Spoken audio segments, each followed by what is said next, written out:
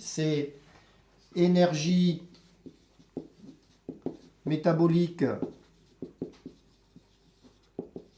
d'accord, pour les nitrates, on va dire 1.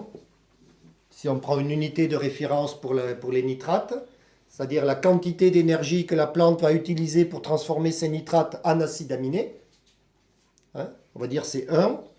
Ben, quand vous mettez des acides aminés,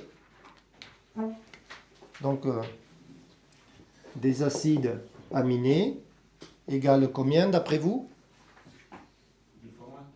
Ouais, c'est 20 fois moins. Hein?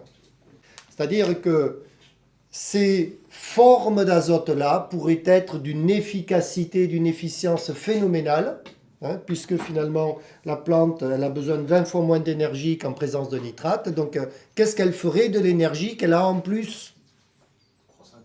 Mais on ne sait pas. Santé, croissance, je ne sais pas quoi, production, on n'en a aucune idée. Hein.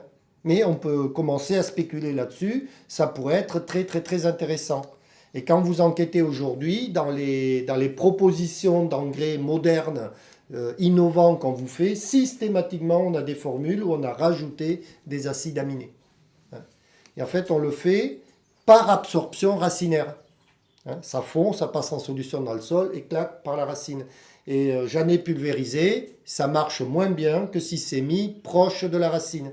Et donc on pourrait imaginer que comme tu mets ton urée, on injecte des acides aminés à 5 cm ou je ne sais pas combien, près du rang de vigne, tout simplement. Et on la laisse avec ses radicelles taper là-dedans. Donc on pourrait avoir des choses assez intéressantes qui débarquent et on pense que c'est l'engrais starter par excellence des systèmes organobiologiques qu'il va falloir construire. Mais là, vous le gardez pour vous, parce qu'ils vont nous tordre le cou.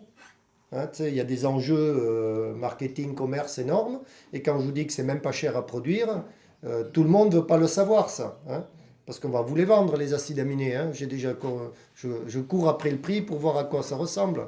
Mais là, tu es champion, si vous voulez. Alors, comment on produit des acides aminés? C'est relativement simple, par fermentation lignocellulosique.